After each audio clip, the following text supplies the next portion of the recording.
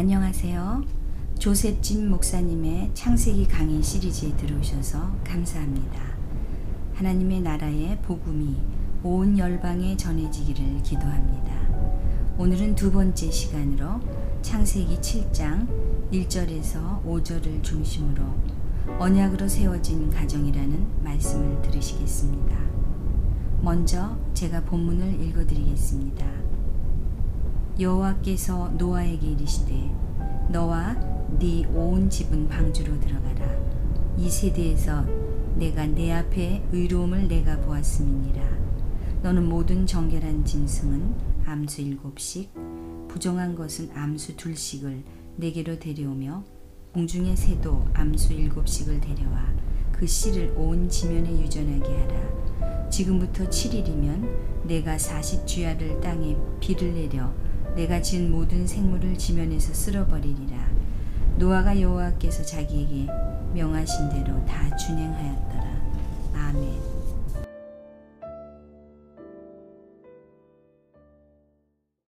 지난 시간에는 하나님께서 모든 만물을 만드시고 좋았더라 좋았더라 에덴의 가정을 세우시고 심히 보시기 좋았더라 말씀하셨습니다. 가정은 하나님이 세우신 가정이라는 것을 깨닫고 하나님이 세우신 가정을 소중히 지켜가야 한다는 말씀과 하나님이 보시기 좋았더라 라고 평가되는 가정들이 되기를 결단하는 시간이었습니다. 사랑하는 여러분, 지난 한 주간 그 말씀에 어떻게 반응하며 주님을 찬양하는 삶이 되셨는지요? 오늘은 두 번째 말씀으로 하나님이 세우신 가정은 언약의 약속으로 세워진 가정이라고 말씀하십니다. 그러면 어떻게 언약으로 세워졌으며 그 언약으로 세워진 가정은 어떠한 삶으로 나가야 하는지를 하나님의 말씀을 통해 우리에게 주시는 하나님의 계시의 메시지를 받을 수 있는 우리 모두가 되시기를 바랍니다. 본장은 하나님께서 이미 6장에서 예언하신 인류에 대한 홍수 심판의 성취를 묘사함으로써 하나님의 말씀은 언제나 완전하게 성취된다는 사실을 강조하고 있습니다. 세상은 이제 하나님의 진노로 물에 잠기지 않는 것이 없게 되었고 호흡하는 모든 생물은 예외 없이 죽음을 맛보게 되었습니다.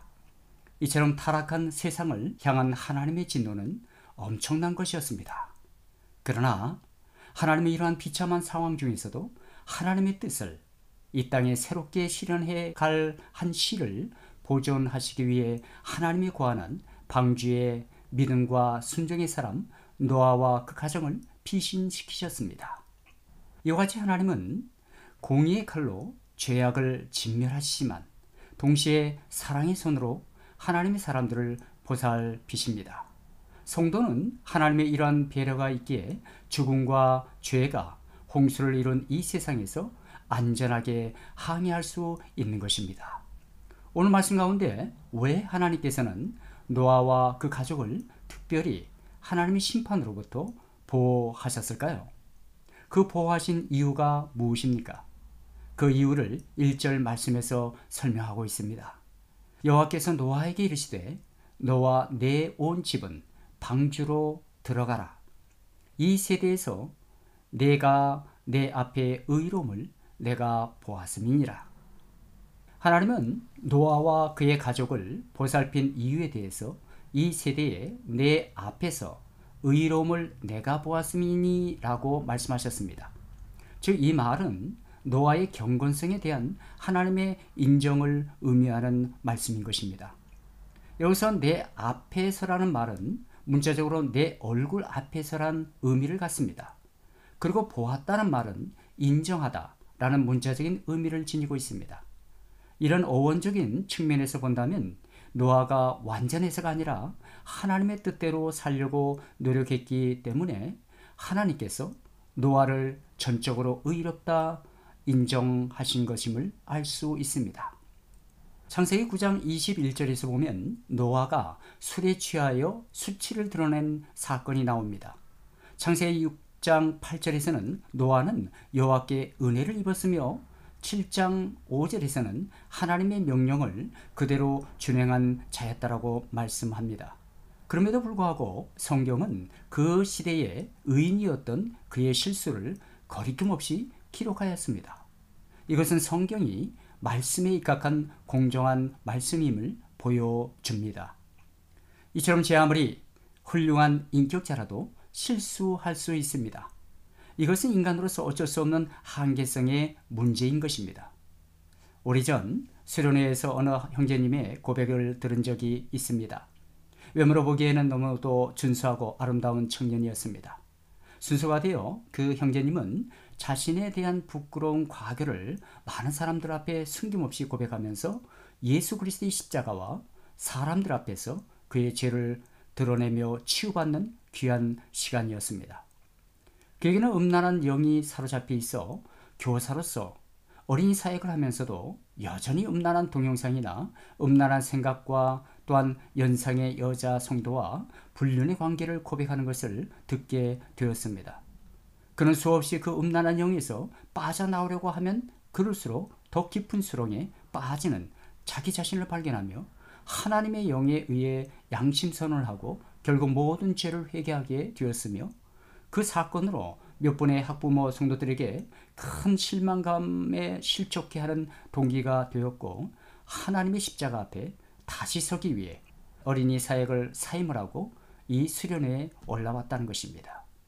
저는 그 형제는 그 모습에서 진리 가운데 자유함을 볼 수 있었습니다.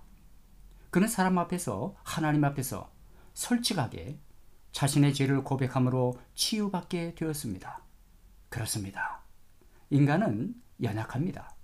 말과 행동에서 실수할 수 있습니다. 부족한 저도 말과 행동이 일치하지 못한 삶을 사는 그 실수 많은 연약한 존재인 것을 날마다 깨닫게 됩니다. 하나님 말씀에 사도 바울은 그의 공고함을 이렇게 말합니다. 로마서 7장 19절 말씀에는 이렇게 말합니다. 내가 원하는 바 선을 행하지 아니하고 오히려 원치 아니하는 바 악은 행하는도다. 내가 원하는 것은 선을 행하는 것인데 이상하게도 절대로 원하지 않는 악을 행하는 자기 자신을 바라보며 사도 바울은 무척 고뇌하였습니다. 바울은 이 고민을 혼자 일기장에 몰래 써놓고 고민하지 않고 이제 막 그리스도인이 된 이들도 있고 어느 정도 성화의 길로 걷고 있을 로마의 그리스도인들에게 나누고 있었습니다. 로마서는 로마에 있는 이제 막 그리스도인이 된 성도들에게 보내는 편지였습니다.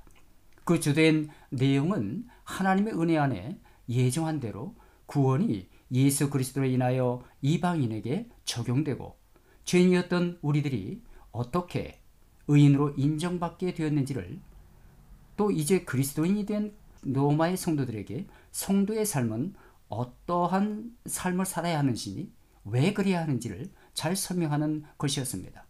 그런데 사도 바울은 편지의 중반에 이르러서 갑자기 차분한 어조로 말을 바꾸며 한숨을 섞인 어조로 이렇게 고백을 하는 것입니다. 오호라 나는 공고한 사람이로다. 이 사망의 몸에서 누가 나를 건져내랴. 그렇습니다. 위대한 사도 바울도 이러한 연약함을 고백하는 것입니다. 그러므로 성경은 하나님의 말씀을 따라 사는 자라 할지라도 늘 깨어야 할 것을 명령하고 있습니다. 왜냐하면 믿을 수 없는 자기 자신을 바라보고 또한 사람을 보고 따라가는 삶은 실족하기 때문이라는 것입니다.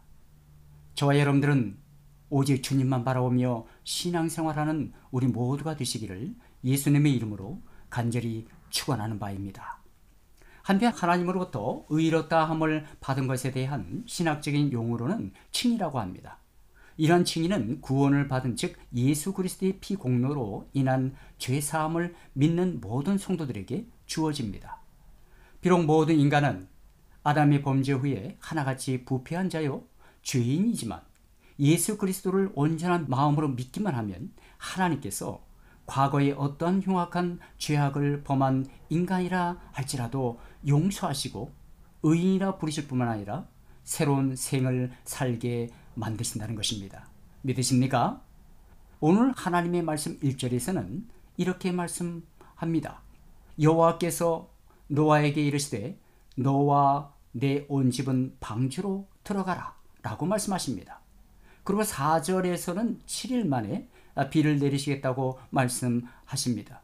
이것은 범죄한 인간들을 향하여 회개를 촉구하시는 하나님의 최후의 경고였습니다. 즉 하나님은 심판의 모든 준비를 갖추시고 난 후에도 세상 사람들이 회개할 수 있는 기회를 제공하신 것입니다. 이런 사실을 보아서라도 하나님께서는 인간을 멸하시기보다는 그들을 살려서 영생을 주시기 원하시는 사랑의 본체임을 말씀을 통해서 발견할 수가 있습니다. 그렇습니다. 우리 인간이 이러한 사랑 앞에 보일 태도는 단 한 가지밖에 없습니다. 그것은 하나님의 초청에 묵묵히 응답하는 것입니다. 저와 여러분들은 하나님의 말씀에 묵묵히 순종하는 우리 모두가 되기를 바랍니다. 오늘 본문 4절 말씀에 보면 하나님께서는 밤낮 40일 동안 비를 내리시겠다고 하셨습니다. 이것은 하나님의 진노가 얼마나 큰 것인가를 보여주는 심판의 선포입니다. 창세기 1장에서는 모든 만물을 만드시고 보시기에 좋았더라, 좋았더라, 심히 보시기에 좋았더라는 만족의 표시까지 하셨음에도 불구하고 그 만물을 파멸시키시려고 하신 것은 그 정도로 죄에 대해서 단호한 분이심을 보여주기 위해서인 것입니다. 그렇습니다. 하나님은 오늘도 우리의 삶 속에 존재하고 있는 어떠한 죄악의 요소마저도 용납하기를 싫어하십니다. 그러므로 하나님을 사랑하는 우리들은 하나님이 가장 미워하는 죄를 멀리하는 경건과 결단의 삶을 추구해야 할 줄 믿습니다. 이어서 5절 말씀에서는 노아는 여호와께서 자기에게 명하신 대로 다 준행하였다라고 말씀하십니다. 이 말에 의미하는 것이 무엇입니까? 노아의 순종은 아브라함이 나기 전에 하나님을 믿는 모든 자들에게 모범이 되었습니다. 이러한 순종은 진실한 믿음에서 나오는 열매인 것입니다.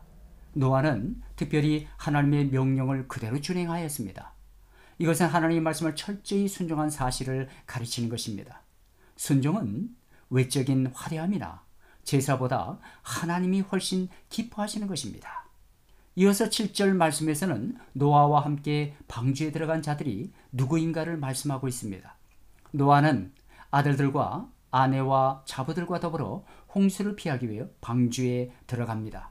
이 귀절을 베드로전서 3장 20절과 연결시켜 볼 때 방주 안에 들어간 노아의 가족은 8명이었습니다.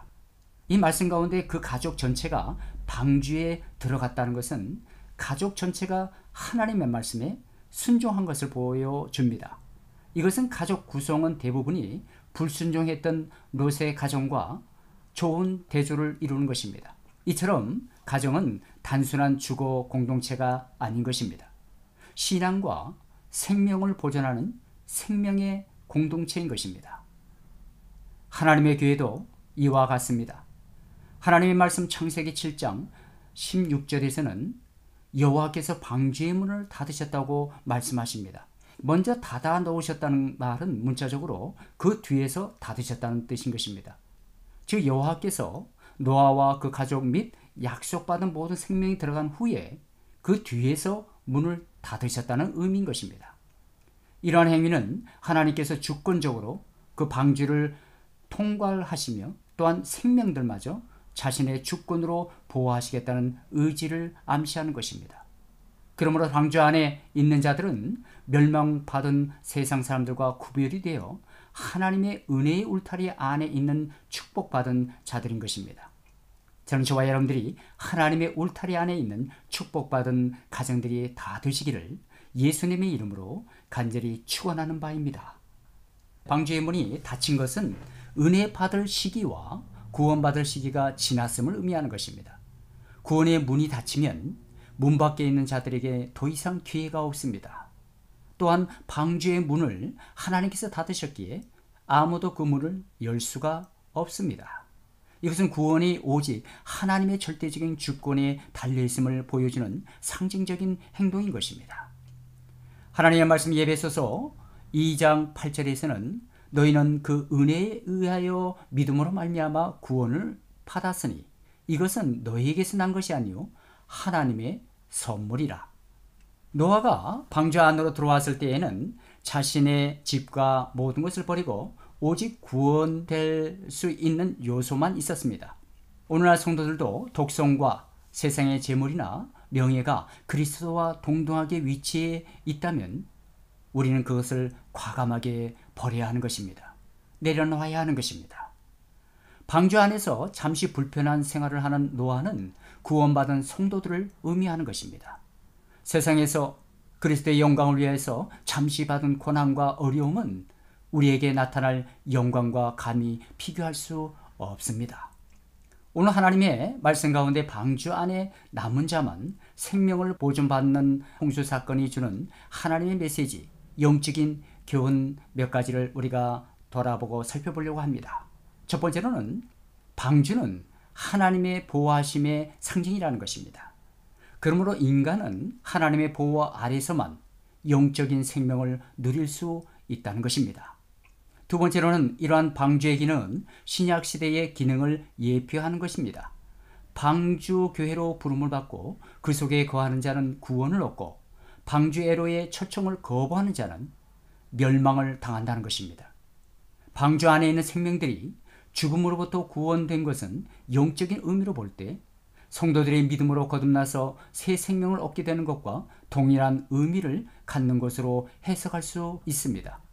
세 번째로는 또한 이 사건은 하나님께서 의인을 악인과 함께 멸하지 아니하심으로 비록 성도가 이 땅에서 순교한 핍박을 당한다 할지라도 끝내는 구원을 얻게 된다는 소망을 가지게 만듭니다. 그렇습니다. 의인이 환난 중에서도 담대해질 수 있는 것은 이와 같은 이유에서인 것입니다. 오늘 하나님이 주신 말씀에서 구원받은 노아와 그 가정이 주는 의미가 무엇이었습니까? 가정을 이루게 하시는 이는 하나님이십니다. 노아의 가정은 모든 믿는 자들의 대표적인 신앙의 가정을 의미하는 것입니다. 또한 이 가족의 신앙의 단결이 아름답습니다. 8식구가 모두 하나님의 심판에 대해서 믿고 순종했습니다. 여러분, 가정은 천국의 그림자인 것입니다. 신앙적인 부부, 신앙으로 단결된 형제들, 신앙적인 사랑 등은 이 땅에서 가장 아름다운 모습들 중에 하나인 것입니다. 세상에서 가장 아름다운 사랑은 변하지 않는 사랑인 것입니다. 하나님의 사랑은 변하지 않습니다.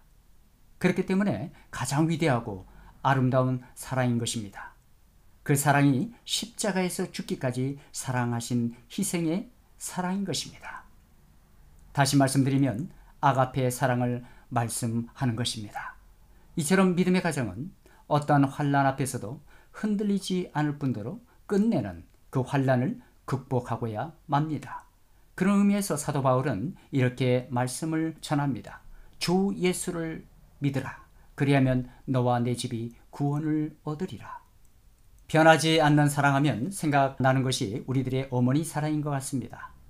자식들을 향한 어머니의 사랑은 변하지 않습니다.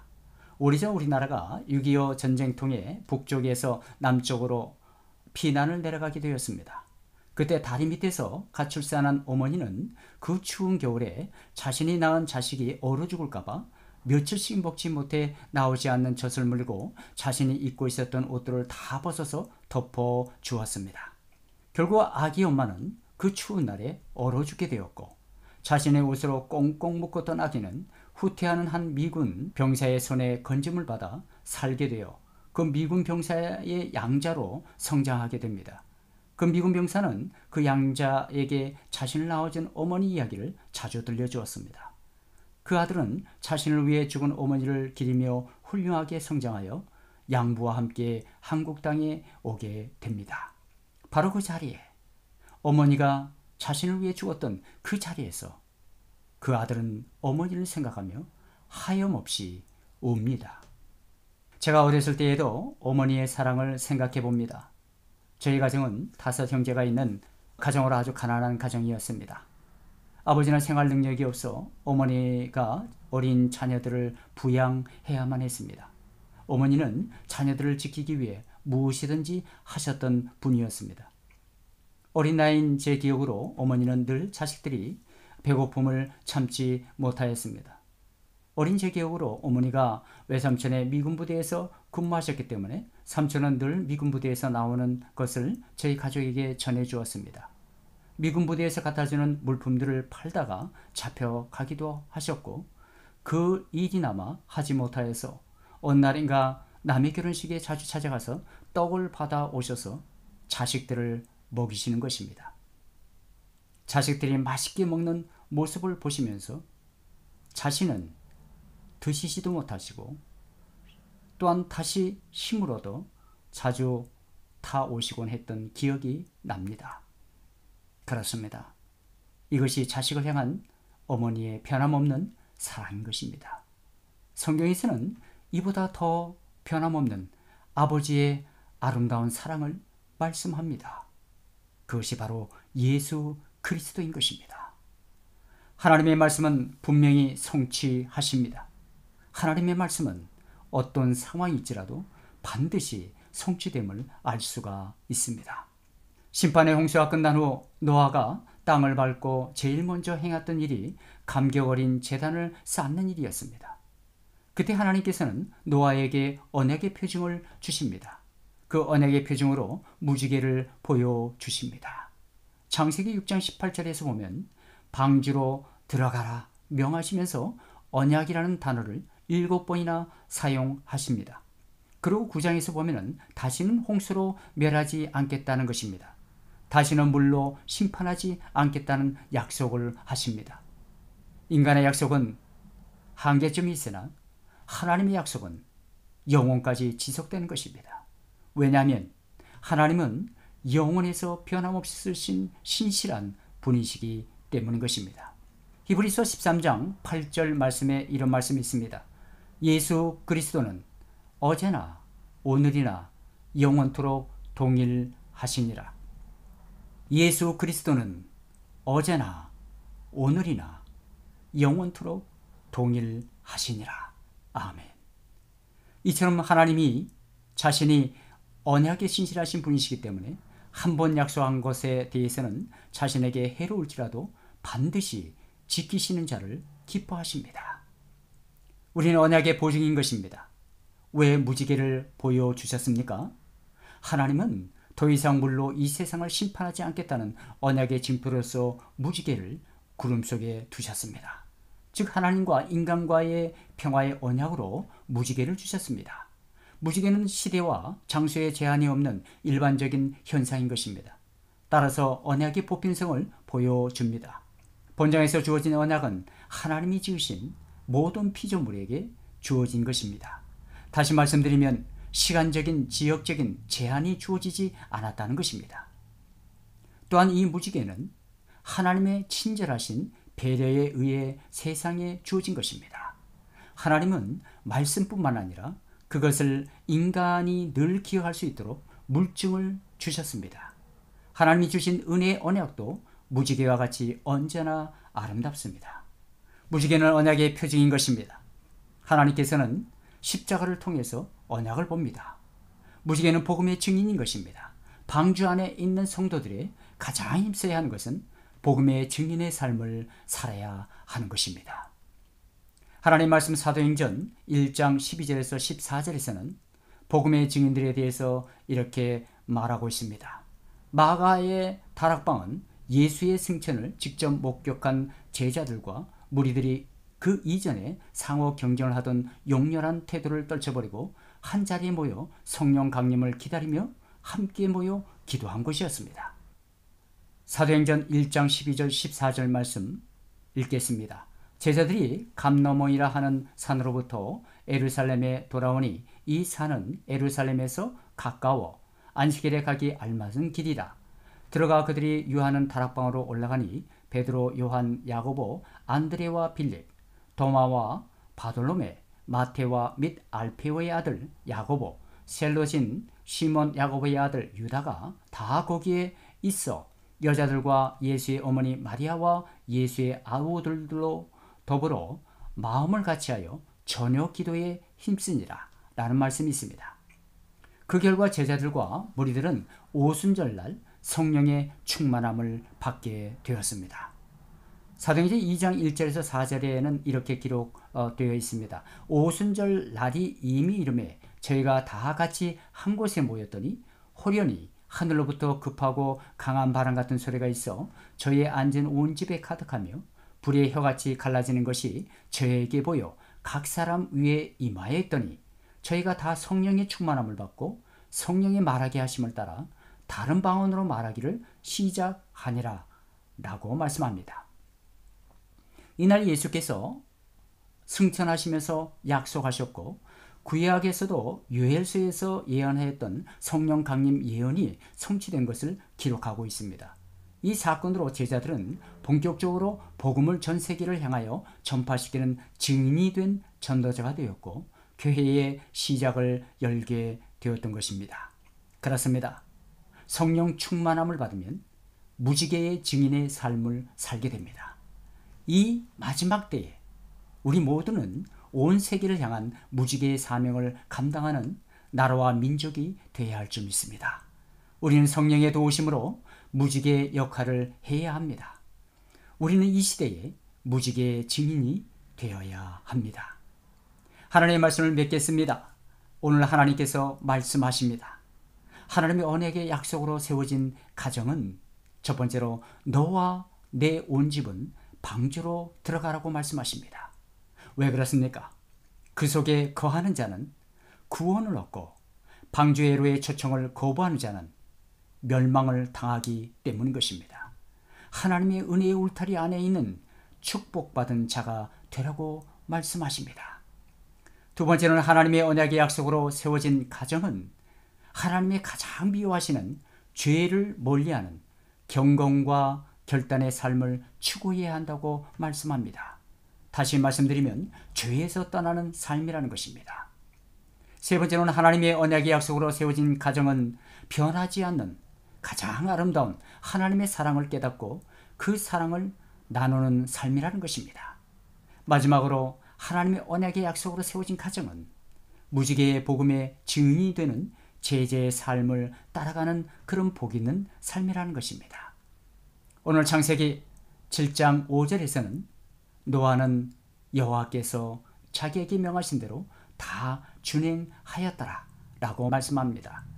이와 같이 우리 모두는 하나님의 말씀을 간직하고만 사는 그런 삶이 아닌 생명의 빛으로 오신 예수 그리스도를 증거하는 제자의 삶을 살아가는 것입니다.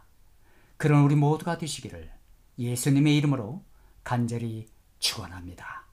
기도하겠습니다. 사랑의 주님, 우리가 순종함으로 방주로 들어가 구원의 길로 나아가게 하옵시고, 주님, 우리의 죄악을 용서하여 주셔서 죄를 멀리하고 경건과 결단의 삶으로 나아가게 하여 주시옵소서. 끝까지 사랑하시는 하나님의 변함없는 그 사랑을 우리의 마음으로 믿어 의에 이르게 하여 주시옵소서. 사랑의 주님, 이 마지막 때에 우리에게 성령의 충만함을 허락하여 주셔서 우리의 삶의 현장에서 무지개의 복음의 증인들이 다 되게 하여 주시옵소서. 예수님의 이름으로 간절히 기도드리옵나이다.